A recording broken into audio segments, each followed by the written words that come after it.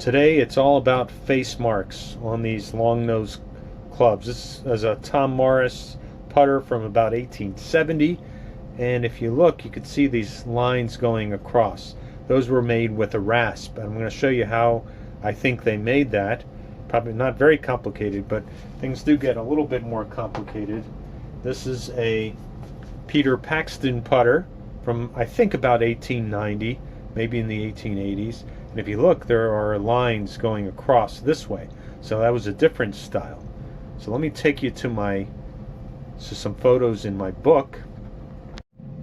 If you look here, this is a putter made by Tom Morris, and these lines are all vertical face marks.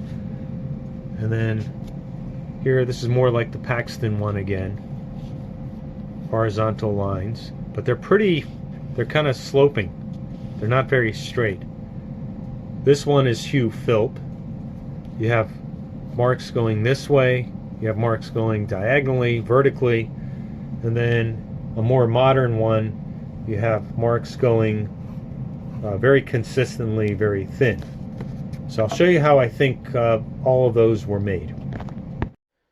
Alright, so what I think they did, I have a simulated club face here with some loft. And it's spooned out. That's how, the long nose clubs were spooned, so dished out. So this is a rasp, a cabinet maker's rasp that has a flat side. It's got a half round, and you can see the stitching is all irregular.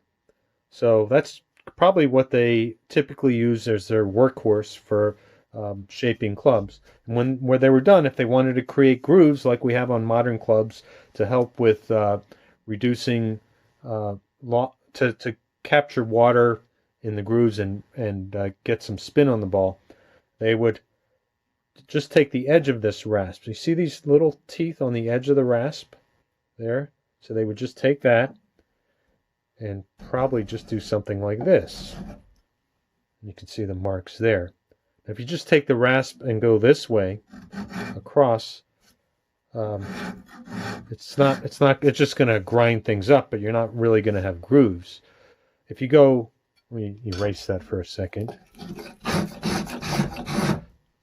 If you take the rasp and now go, instead of vertically with it, just kind of slide it across, you can get grooves as well. So I think a lot of the grooves were made that way, but remember the photo I showed of the Tom Morris club with the grooves kind of more vertically oriented. If you try to take a rasp with that, there's no way to really get the rasp in here to create vertical grooves. I mean, I guess you can go like this, but they don't look that deep. So I guess you could do something like that. So what I'm thinking is they maybe took a saw file and created grooves that way, something like that, or they maybe used the edge of another type of file and went like that. So it's hard to tell exactly what they did, but not every time did they use a rasp. Now, when we get to the late 1800s, early 1900s, they started using devices. This is something called the Majestic Face Club Marker. I've got this at auction. So let me show you how that works. Alright, so this is the Majestic Golf Club Face Marking Tool. You can see this is a copy of an ad that I found in an old magazine around 1900. And this is the actual tool here. So if you can see, there are some little hacksaw blades, miniature hacksaw blades, all spaced out with these rubber-like spacers. And this is what we're going to use to make the horizontal grooves across the face.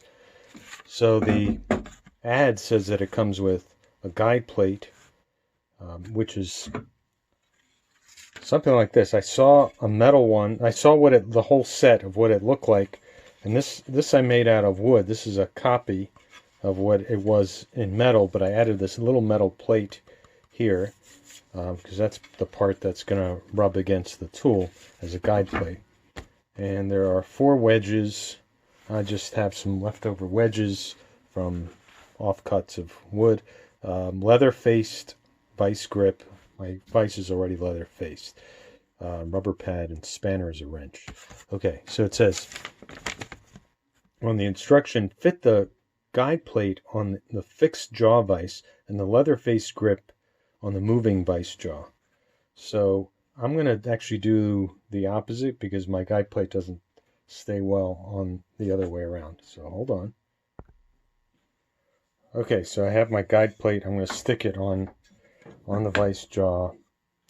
And what they're trying to tell you to do is they're trying to get this face so it's perpendicular so you can use the tool more easily. And they want you to insert wedges under the sole so that's perpendicular.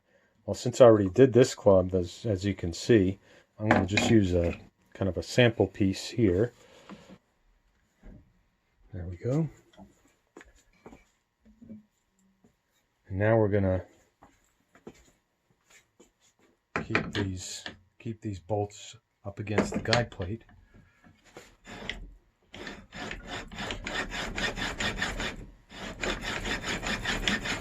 Not very ergonomic for me here, standing here up against the wall. I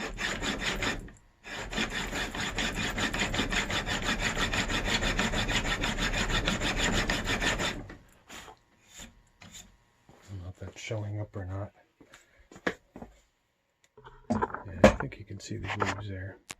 So that's how the tool works. So we have various ways of making these grooves on clubs, and I showed you some of the different ways through the long nose era and moving all the way on up to the later 1800s, early 1900s. There are many other ways, I'm sure, big fancy machines and everything that came later.